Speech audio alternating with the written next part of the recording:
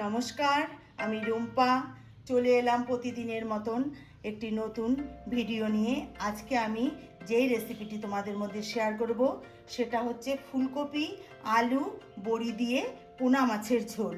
এখন বাজারে সুন্দর সুন্দর ফুলকপি পাওয়া যাচ্ছে। এই সময় যদি এইভাবে বড়ি ফুলকপি দিয়ে এই পোনা মাছটা রান্না করা যায়, খেতে কিন্তু হয় দুর্দান্ত। তাহলে বন্ধুরা, ভিডিওটি প্রথম থেকে শেষ পর্যন্ত দেখার অনুরোধ রইল। আর দেখার শেষে একটা লাইক করতে ভুলো না। তোমাদের একটা লাইক আমাকে অনেক দূর এগিয়ে নিয়ে যেতে সাহায্য করবে। তাহলে প্রথমে আমি কি করব, আমি মাছের মধ্যে নুন হলুদ মাখিয়ে নেব। দেখো এখানে আমি দুটো চারাপোনা নিয়েছি, এখানে 5 পিস মাছ হয়েছে।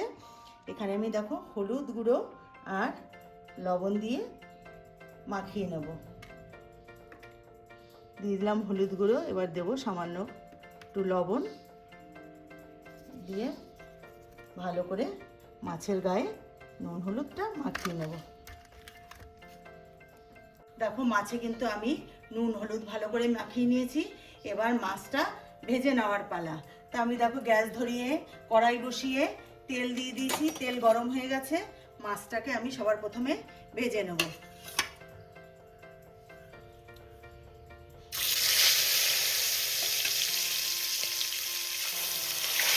এইভাবে মাছগুলোকে আমি লাল লাল করে ভেজে তুলে নেব।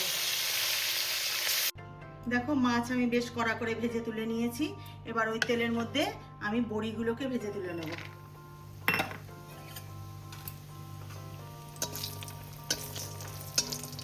দেখো বড়িটাকে ভেজে তুলে নিয়েছি। এবার আমি আলু ফুলকপিটাকে ভেজে তুলে নেব।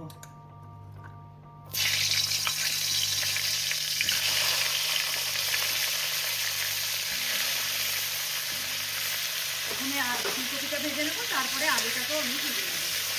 দেখো ফুলকপি আলু আমি একসাথে করে ভেজে তুলে নিয়েছি। এবার ওই তেলের ভাজা তেলের মধ্যেই আমি আরেকটু তেল দিয়ে দিয়েছি। এবার দেবো আমি ফোড়ন। ফোড়নের জন্য দেখো একটু গোটা জিরে দিয়ে দিলাম। জিরেটা একটু ভেজে নেব। এবার আমি এর মধ্যে দিয়ে দেব বেটে রাখা মশলা। এখানে দেখো জিরে, আদা আর গোটা ধনে একসাথে করে বেটে নিয়েছি। দুটো কাঁচা লঙ্কা দিয়ে এর মধ্যে একসাথে করে বেটে নিয়েছি, সেটা আমি দিয়ে দিচ্ছি। আমি তার আগে একটু হলুদ গুঁড়ো দিয়ে দেবো, না হলে কিন্তু তেলটা ছিটে আসবে। সামান্য একটু হলুদ গুঁড়ো দিয়ে নিলাম। এবার আমি বেটে রাখা মশলাটা দিয়ে দিচ্ছি।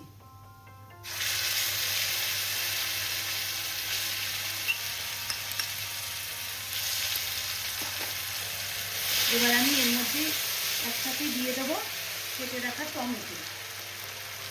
টমেটোটাও আমি দিয়ে দিচ্ছি। এখানে একটা টমেটোকে আমি টুকরো করে কেটে নিয়েছি। এবার আমি বাদ বাকি আরও কিছু উপকরণ মেশাবো। পরিমাণ মতো এবার দিয়ে দিচ্ছি হলুদ গুঁড়ো, দেবো লবণ,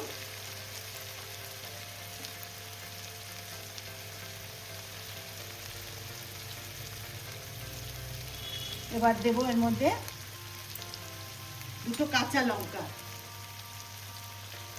চেরা দুটো কাঁচা লঙ্কা দিয়ে দিচ্ছি। এবার আমি সব কিছুর সাথে মশলাটাকে ভালো করে কাঁচা গন্ধ চলে যাওয়া অবধি একটু ভেজে নেব।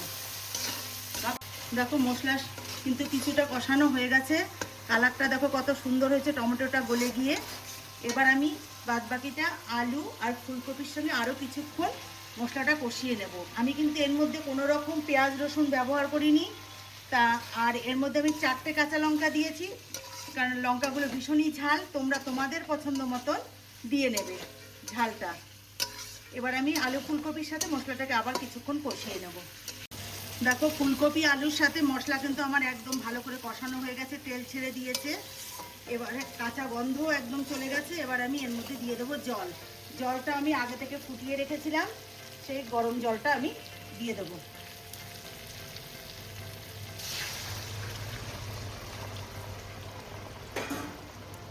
বাস এতটুকুই জল আমি দেবো, আর আমি এর থেকে বেশি জল দেবো না। এবার আমি এর মধ্যে দিয়ে দেবো ভেজে রাখা মাছটা। বড়ি আমি সব শেষে দেবো, কেননা বড়ি আগে দিলে বড়িটা ভেঙে যাবে, এই জন্য বড়ি আমি পরে দেবো। এটা কিন্তু খেতে ভীষণই ভালো হয় এই সময়, শীতের এই শুরুতে এই ফুলকপি দিয়ে বড়ি দিয়ে এই মাছের এই যে পোনা মাছের ঝোলটা রান্না করলে খেতে কিন্তু অসম্ভব সুন্দর হয়। একদমই সাধারণ একটা রেসিপি, কিন্তু এটা কিন্তু খেতে কিন্তু অসাধারণ হয়। গরম গরম ভাতের সঙ্গে ভীষণই ভালো লাগে খেতে। এবার আমি ঢাকনা দিয়ে ঢেকে কিছুক্ষণ ফুটিয়ে নেব, কারণ আলু ফুলকপি সবই আমার ভাজা আছে, বেশিক্ষণ সময় লাগবে না সিদ্ধ হতে। এবার আমি ঢাকনা দিয়ে ঢেকে দেবো। ঢাকনাটা উঠিয়ে নিচ্ছি। দেখো যতটা জল দিয়েছিলাম তার অর্ধেকটা হয়ে গেছে, এইটুকুনি ঝোল আমি রাখবো। এবার আমি এর মধ্যে দিয়ে দেবো ভেজে রাখা বড়িটা। আগে দিইনি, কেননা বড়িটা ভেঙে যেত, শেষে দিলে বড়িটা কিন্তু গোটা গোটা থাকে।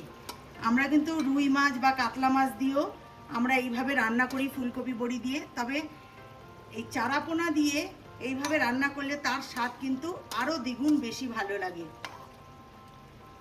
এবার আমি দিয়ে দেবো এর মধ্যে কেটে রাখা ধনেপাতা।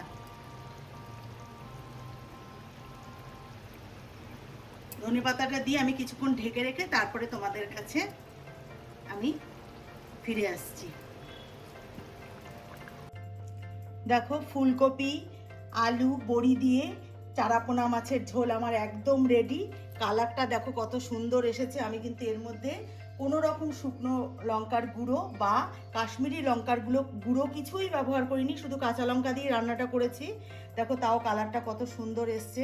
তা ভিডিওটা যদি তোমরা প্রথম থেকে শেষ পর্যন্ত দেখে থাকো তাহলে বুঝতে পারবে আমি যেইভাবে রান্নাটা করেছি। তোমরা বাড়িতে একবার এইভাবে রান্নাটা করে খেয়ে দেখো, ভীষণই ভালো লাগে গরম গরম ভাতের সঙ্গে। আমার অনুরোধ রইল একবার হলো রেসিপিটা তৈরি করে খেয়ে দেখো। তা আমার চ্যানেলের নতুন বন্ধু হয়ে থাকলে চ্যানেলটিকে সাবস্ক্রাইব করে নিয়ে পাশে থাকার অনুরোধ রইল। আর যারা করেছো তাদেরকে অসংখ্য অসংখ্য ধন্যবাদ। যারা ফেসবুক থেকে দেখো অবশ্যই ফলো করে নিও। তাহলে আজকের মতন এখানেই বিদায় নিচ্ছি, আবার দেখা হবে নতুন কোনো রেসিপি নিয়ে। তাহলে টাটা।